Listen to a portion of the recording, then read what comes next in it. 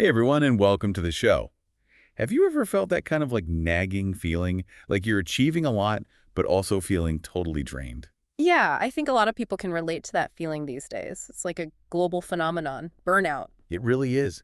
In fact, the World Health Organization actually calls it an epidemic. It's costing us like trillions in lost productivity globally. Wow, trillions. That's wild. I mean, it makes sense when you think about how much our lifestyles contribute to our overall well-being. Oh, absolutely. I think some estimates say like 90% of healthcare expenses come from things that are preventable, like lifestyle choices and stuff. That's huge. And I've heard it's particularly tough on women in leadership roles. They experience burnout at even higher rates than men. Yeah, the stats definitely back that up, which is why I'm really excited about our deep dive today. We're going to be looking at Big Impact Without Burnout by Bianca Best. It's a really cool blend of self-help and business advice. Yeah, this book isn't just another one of those productivity hack books. It's way more than that. Bianca goes deep into like a total life shift. Right. It's about understanding how your physical, mental, and emotional well-being all play a part in achieving success. And she did it herself. Yeah, she walks the walk for sure. She talks about building these like foundational imperatives. It's basically creating a strong base to support real growth. Yeah. And then from there, you can create this like what she calls the expansion phenomenon. Real impact Mhm. without burning yourself out in the process. So for anyone listening who is just tired of that constant hustle and wants to make a real difference without sacrificing their health and sanity, This is for you. And hey, while we're at it, if you're finding value in our deep dives, don't forget to hit that like button and subscribe to the channel. yes, please do. We don't want you to miss out on any future episodes. And by the way, you can find a link to Bianca's book in the description below. So our mission today is to pull out those golden nuggets of wisdom from Bianca's journey. And use them to help you guys listening make a big impact sustainably, like without ending up totally exhausted and overwhelmed. All right, so let's start with what gives Bianca Best the authority to speak on this topic. Oh, her story as an entrepreneur is pretty amazing in itself. Yeah, I mean, she built the bespoke gift company from scratch. Literally started in her garage. And grew it into this massive e-commerce business, like with a physical presence on high streets and everything. Remember, this is when online shopping was still a relatively new thing. Totally. I mean, she was a real pioneer in that space, and Yeah, she was super innovative from the get-go. for sure. This wasn't some tiny little side hustle. She was showcasing her products on national TV like ITV's This Morning.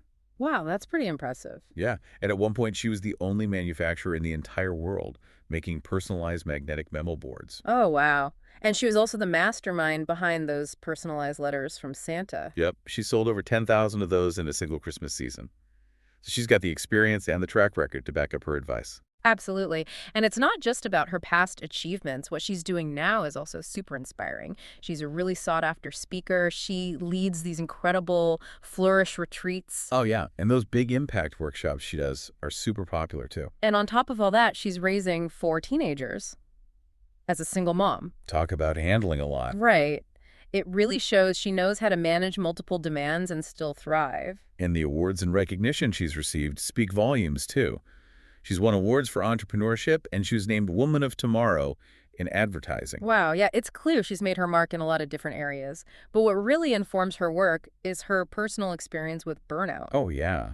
She doesn't shy away from it. She actually calls it her burnout saga. She's really open about it, and that makes her perspective so valuable because she's been there and she's come out the other side. Right. It's not just theory with her. She's lived it and learned from it. Yeah. So one of the core ideas she explores in the book is this innate human need we all have, like that desire for our work to matter. Right. It's not just a nice to have. She argues that it's actually wired into us. Like deep down in our primal neurology. Think back to our ancestors. Yeah, when we lived in tribes and stuff. Exactly. Back then, proving your worth to the tribe was literally a matter of survival. Wow, I never thought about it like that.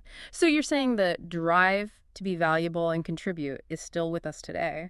It is. And she connects that to our modern day ambitions. Mm. And you know what's really cool? She tells this story about a magazine tear sheet she kept as a teenager. Oh, really? What was on It it? was like a vision board kind of Yeah. thing, representing her dreams for the future. And get this, 30 years later, she realized she had actually achieved everything on that tear sheet. That's amazing. Talk about manifesting your dreams. But it just shows how powerful those deep-seated desires can be. Right. They can shape our paths, even if we're not fully aware of it. That makes me think about my own life. Like, what were my dreams as a kid? And how have those influenced my choices? I love that. And Bianca emphasizes that true ambition isn't about chasing money or status. It's about creating something that aligns with your values. Yeah, she makes the point that when your ambitions are rooted in what truly matters to you. That's when financial success tends to follow naturally, because you're driven by passion, not just profit. Right, your focus shifts from just getting more to making a real difference. Exactly. So this idea of a purpose-driven life is a big theme in the book. She talks about Kate Groch and the Good Work Foundation as a great example. Oh, yeah, I love their work. They're doing incredible things to empower communities through education. Yeah, especially in places where opportunities are limited. They focus on igniting that natural curiosity and passion for learning that we all have inside. It's a beautiful example of work that goes beyond just serving ourselves. It's about making a positive impact on the world. Right. And to really drive home the point about purpose, she shares those famous top 5 regrets of the dying. Oh, yeah, the ones from Bronnie Ware's book. Yep. It's a powerful reminder that we should be living our lives with purpose now, not waiting until it's too late. Right. Things like, I wish I'd had the courage to live a life true to myself. Or, I wish I hadn't worked so hard. That one always gets me. Me too. So tuning into our purpose now can help us avoid those kinds of regrets later. Absolutely. And she talks about the importance of really understanding our values. Because when there's a disconnect between what we do and what we believe in, that's when we start to feel dissatisfied. Yeah, and she has this vibrating values reflection exercise in the book to help people identify their core values. Which is so important Hmm. because those values are your compass. They guide your decisions and help you stay on a path that feels truly fulfilling. Not just successful, but fulfilling. Yeah. And she also talks about that classic 4 circles exercise to help people figure out what their purpose actually is. Oh, yeah, the one with Mm. what you love, what the world needs, what you're good at, and what you can be paid for. That's the one. And she makes the point that your true purpose is right there, where those Mhm. 4 circles intersect. Like finding that sweet spot where your passions, your skills, the world's needs, and your ability to earn money all come together. And when you find that, Mm. it should feel right, like a source of energy, not a drain. Absolutely. It should be something that lights you up inside. And having that clear why, like that strong sense of purpose, gives you so much power. It really does. Yeah. It helps you say no to distractions and stay focused on what truly matters. She talks about Seneca, the philosopher. Yeah, what do you say? He said that inner peace comes from knowing your direction in life and not being swayed by every little thing that comes along. That makes sense. And she also quotes Nietzsche, right? Yes, the one about he who has a why to live can bear almost anyhow. Oh, I love that quote. It reminds me that when you know your purpose, you can handle pretty much anything life throws at you. Okay, so we've talked about purpose and values. Now let's dive into another big piece of the puzzle, Which is? energy management. Bianca emphasizes how important it is to understand and manage our energy levels. Yeah, because we can have all the purpose and passion in the world, but if we don't have the energy to actually act on it. It's not going to happen. Yeah. She highlights the interconnectedness of our physical, mental, and emotional states, and how neglecting any one of them can have a huge impact on our overall well-being. Oh, for sure. She talks about her burnout management puzzle. Right, where mastering all 3 of those areas is key to avoiding burnout. And she introduces this concept of radiant success. It's about achieving your goals in a healthy way. Yeah, by paying attention to your body's signals and making choices that align with your values, she identifies 3 different energy zones we all experience. 3, like what are they? So there's a zone of low energy, a zone of high energy, and then the sweet spot in the middle. Hmm. She calls it golden zen. Ah, okay, so like a state of balance. Exactly. And she stresses the importance of taking responsibility for our basic health, especially with all the conflicting information out there about what's actually healthy. Right, like 1 minute something is good for you, the next minute it's bad. Totally. It can be so confusing. So she encourages us to be really mindful about what we put into our bodies. And she warns against relying on fake energy. Like those sugary energy drinks and processed foods that give you a temporary boost. Exactly. They might give you a quick pick-me-up, but then you crash hard later. And she has this cool reflection exercise in the book to help people identify their own fake energy habits. I love that exercise. It really makes you think about where your energy is coming from. And what's really interesting? That's that. She talks about the connection between our gut health and our mental well-being. Oh, yeah, the gut-brain connection. Yep. Did you know that most of our serotonin is actually produced in our gut? Really? I didn't know that. It's true. And serotonin is a key neurotransmitter that affects our mood, sleep, and appetite. So basically, taking care of your gut is like taking care of your brain. Pretty much. If you want to feel good mentally and emotionally, got to start by nourishing your gut. That makes a lot of sense. And what about things like sleep and hydration? She's big on those too. Like she talks about how important it is to stay hydrated. Yeah, we all know we need to drink water, but it's easy to forget when you're busy. Right. But she reminds us that water is essential for everything from digestion to cognitive function. And it helps your skin look amazing, too. Totally. So she recommends starting your day with a big glass of water. It's a simple habit that can make a huge difference in your energy levels. Okay, I can do that. And she also dives into the topic of alcohol, which is something a lot of people avoid talking about. Yeah, it's a bit of a taboo subject. Right. But she's pretty straightforward about it. She calls alcohol neurotoxic, which it is. And she points out that a lot of our beliefs about alcohol come from like childhood and social conditioning. Yeah, it's like we're programmed to think we need alcohol to relax or have fun. So she encourages people to really examine their relationship with alcohol from an adult perspective. Like, does it actually serve you? Or is it holding you back from feeling your best? I like that. And what about sleep? She talks about that too, right? She does. She's a big fan of Ariana Huffington. Oh yeah, the sleep queen. Right. And they both agree that sleep is absolutely essential for good health and productivity. It's not a luxury, it's a necessity. Exactly. So Bianca shares tips on how to establish a good sleep routine. Like making sure your bedroom is dark and quiet and avoiding screens before bed. Exactly. It's all about creating a sleep-conducive environment. And making sure you get enough rest overall, not just sleep. Oh, yeah. She emphasizes the importance of rest in general, not just as the absence of work, but as an essential part of high performance. Like how athletes have rest days to allow their bodies to recover. Exactly. She talks about Roger Bannister. Oh, yeah, the guy who broke the 4-minute mile. Yep. He strategically planned rest into his training schedule. Mm. And it helped him achieve that incredible feat. So rest isn't just about lounging around. It's about actively recharging your battery so you can perform at your best. Right. And she makes a distinction between real rest and just switching from one activity to another. Ah, so like scrolling through social media on your phone isn't really rest. It's not. True rest involves actually disconnecting, allowing your mind and body to fully recharge. That makes sense. And what about stress? Does she talk about how to manage stress? She does. She goes into the physiology of stress, like how it affects our adrenal glands and how chronic stress can lead to hormonal imbalances and ultimately burnout. So it's not just about feeling stressed out. There are actual physical consequences. Oh, yeah, for sure. So she gives tips on how to nourish your adrenals. Like what kind of things? Things like incorporating turmeric and ginger into your diet. Oh, I love turmeric lattes. Me too. And she also talks about the potential benefits of intermittent fasting. Ah, I've heard a lot about that. Yeah, it's a popular topic these days. But the main point she makes about stress is that we need to find that sweet spot. Like a balance between healthy stimulation and unhealthy stress. Exactly. She calls it the harmonic energy state.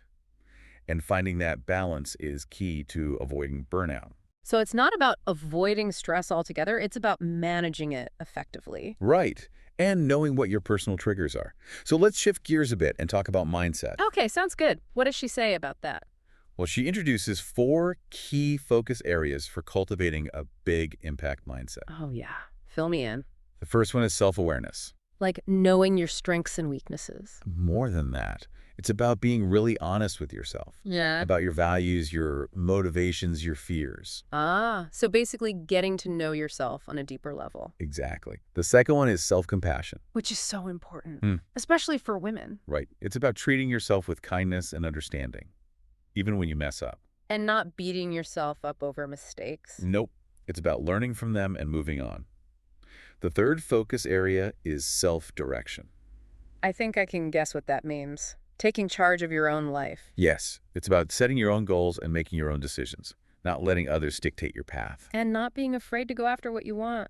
Exactly. And the fourth one is self-worth, which I think is probably the biggest hurdle for a lot of people. Oh, yeah, for sure. Feeling worthy of success and happiness. Right. And she talks about how a lot of women struggle with this because of societal conditioning and limiting beliefs we've picked up along the way. Yeah, like we're taught to be humble and not take up too much space. Exactly. But Bianca challenges that. She encourages us to own our worth. And she gives practical advice on how to do that. Like what kind of things? Well, she talks about identifying and reframing those limiting beliefs we have. Like, for example, a limiting belief might be, I'm not good enough to start my own business. Yeah, a lot of people struggle with that one. Right. But she teaches you how to flip that belief into a more empowering one. Like, I have the skills and knowledge to create a successful business. So it's about changing the way we talk to ourselves. Absolutely. And then backing up those new beliefs with action, because action reinforces belief. That makes sense. And she uses that example of Melinda as the provider to illustrate this, right? Yeah, she talks about how Melinda had to step up and become the breadwinner for her family. And how that experience helped her overcome her own limiting beliefs about money and success. Exactly. And she goes on to address the whole ego thing, because our egos can get in the way of our growth and happiness. They can totally sabotage us, can't they? They really can. So she helps us figure out if our egos are serving us or holding us back. And she has that, is your ego your enemy? Reflection exercise, right? Yep, that's a good one. It helps you really analyze your behavior and see if your ego is causing problems in your relationships and in your life. And she talks about the difference between self-soothing and self-compassion, right? Yeah, she says self-soothing is more about like temporary fixes, maybe unhealthy coping mechanisms. Like emotional eating or binge-watching TV. Exactly. But self-compassion is about being kind and understanding with yourself. It's about recognizing that you're human and you're going to make mistakes. Right. And she provides this really cool exercise called melting self-sabotage, rising self-compassion. Oh, I love that. I need to try that one. It's great. It helps you identify those self-sabotaging behaviors and replace them with more supportive self-talk. And what about triggers? Those things that set us off emotionally, does she talk about how to deal with those? Oh, she definitely does. Yeah. She says triggers are an inevitable part of life, Yeah, there's no escaping them. right? But we can learn to navigate them more skillfully. So how do we do that? She gives a bunch of different strategies, like grounding techniques to help you stay present in the moment. Like taking deep breaths or focusing on your senses. Yep. And she also talks about the importance of seeking support when you need it. Like reaching out to a friend or therapist. Exactly. And staying true to your values, even when it's tough. That's so important. And she talks about Elise and how she dealt with those slanderous accusations against her, right? Yeah, it's a great example of how to handle a really challenging situation with grace and resilience. I remember that story. It was inspiring. And what about rejection? Does she talk about that? She does. Mm. And she reframes it as a necessary part of the journey. Like if you're not facing rejection, you're probably not putting yourself out there enough. Exactly. She encourages us to build what she calls rejection resilience. Which means basically not letting rejection crush you. Right. It's about gaining perspective and recognizing that rejection isn't always personal. Yeah. It often has more to do with the other person than with you. And she has this cool exercise called anesthetizing fear as emboldened you emerges. What's that one about? It involves visualizing yourself as a fearless version of yourself. Yeah. And then taking small steps to confront your fears. Oh, I like that. It's about gradually desensitizing yourself to fear. Exactly. And then she tackles the whole fear of failure thing. Which so many people struggle with, right? Oh, yeah, for sure. Yeah. But she calls failure the magnificent gift. Like a learning opportunity in disguise. Precisely. She encourages us to see failure as feedback, not as a sign of weakness. That's a much more empowering perspective. It is. And then she dives into that pesky inner critic we all have. Oh, yeah, the one that tells us we're not good enough. Yep, she calls it the pathological critic.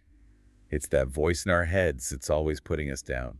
And she gives tips on how to quiet that voice. Yeah, not through suppression, but through understanding and developing a more compassionate inner dialogue. So it's about replacing those negative thoughts with more positive and supportive ones. Exactly. She has this great exercise called silencing your saboteur. I'm definitely going to check that one out. It helps you identify the lies your inner critic is telling you, and then reframe those lies with truth. Love it. And what else does she talk about in terms of mindset? Well, she's a big advocate for continuous learning. Like always be growing and expanding your knowledge. Yep. It's about seeking out information and skills that align with your goals. And she also stresses the importance of limiting reactivity. Like not getting caught up in every little drama that comes your way. Exactly. It's about staying focused on what matters most. And finally, she talks about taking ownership. Ownership of what? Of our choices, our actions, our results. It's about being accountable for our own lives. That makes sense. And she quotes Wayne Dyer, right? Yeah, she loves Wayne Dyer. The quote is, "When you change the way you look at things, the things you look at change." Oh, I love that. It's so true. It is. It's all about perspective. Oh, Okay, so let's move on to another important aspect of achieving big impact without burnout. what's that? It's graceful productivity. And this isn't about working harder and faster. It's about working smarter. Yeah, like being strategic with your time and energy. Exactly. She says graceful productivity is about making a real impact without burning yourself out. It's about aligning your work with your top priorities and even learning to love time. Love time. How do you do that when it always feels like there's not enough of it? It's a mindset shift. And she gives tips on how to change your perspective on time. But first, she warns against some common productivity traps. Like what kind of traps? Well, one is busy work. It's those tasks that keep you occupied but don't actually move you closer to your goals. Ah, those are the worst. Yeah, they are. And she also cautions against multitasking. But I thought multitasking was supposed to make you more productive. That's the myth. But she points out that there's no real evidence to support that. In fact, multitasking usually makes you less efficient. Yeah, because you're constantly switching between tasks and not giving anything your full attention. Exactly. And the third trap she warns against is misdirection, like focusing on the 80% of tasks that only yield 20% of the results. So it's about prioritizing the tasks that really move the needle. Yep, it's about being strategic with your energy and focusing on what truly matters. That makes sense.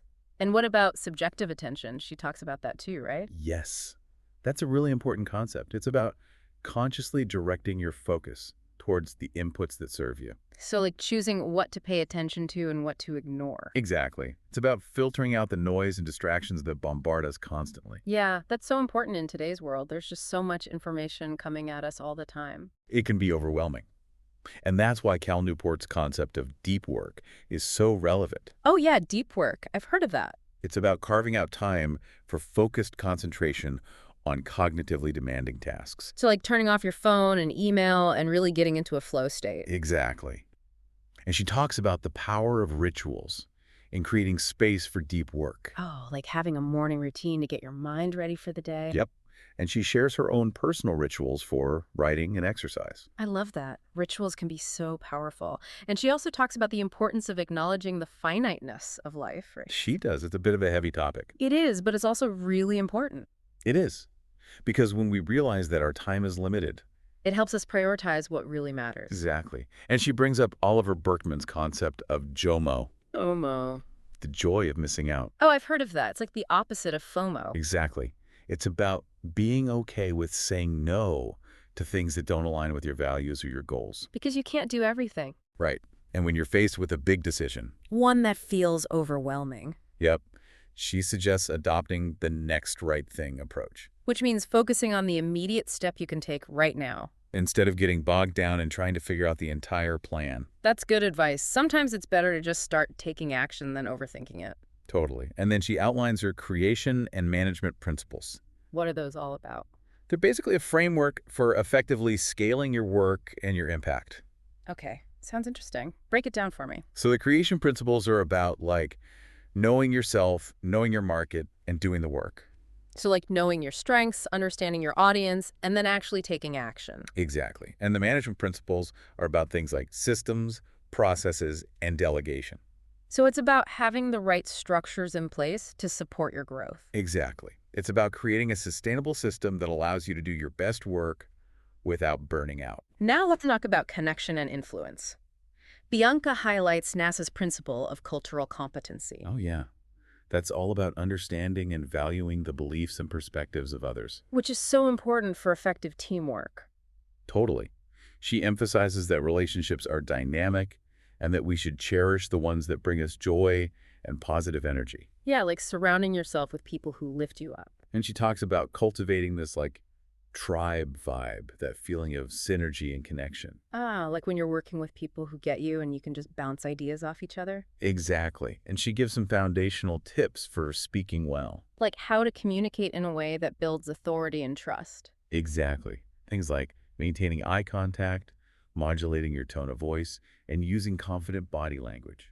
Yeah, those are all important nonverbal cues. And she also introduces the concept of positive relational energy, right? Yep, that's the energy that leaders generate when they consistently honor their values. And operate with integrity and treat their teams with respect and care. Exactly.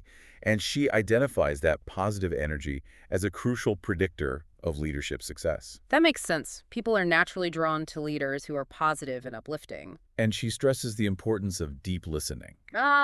Listening is so underrated. It really is. She says it's essential for learning, connection, and success. And it's more than just hearing what someone is saying, right? It's about really understanding them. Exactly. It's about being present and engaged in a conversation.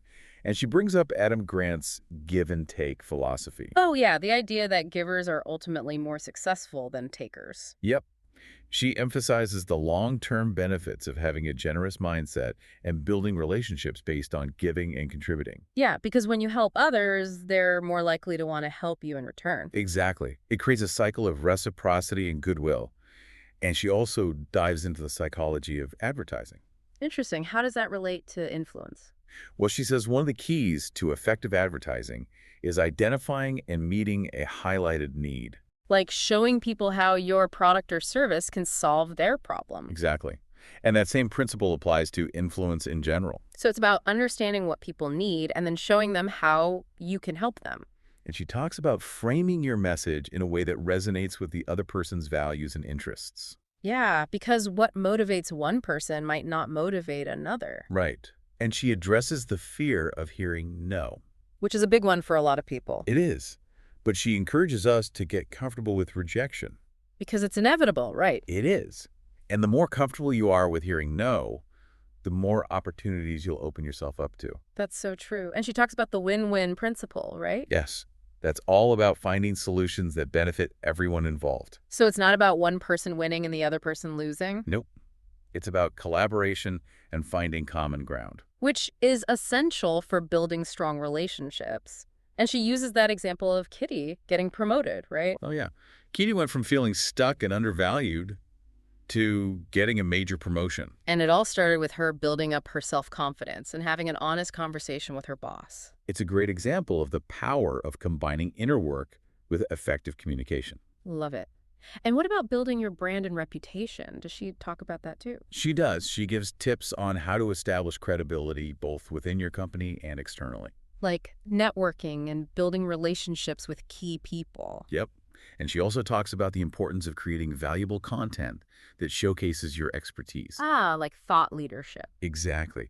And finally, she offers some actionable tips for delivering impactful presentations. I could definitely use some help with that. What kind of tips does she give? Things like knowing your audience, structuring your presentation effectively, and using visuals to enhance your message. Okay, cool. I'm taking notes. All right, so let's move on to the final piece of the puzzle. Which is? Building wealth and cultivating fulfillment. And she takes a broader view of wealth than just money. Like it's about more than just your bank account balance. Exactly. It's about your overall well-being and having a healthy relationship with money. Yeah, because money can be a source of stress if you're not careful. It can be. So she shares a story about Suzanne. Suzanne, who's that? She's this woman who tied her entire self-identity to her financial wealth. Oh, no, that doesn't sound good. It wasn't.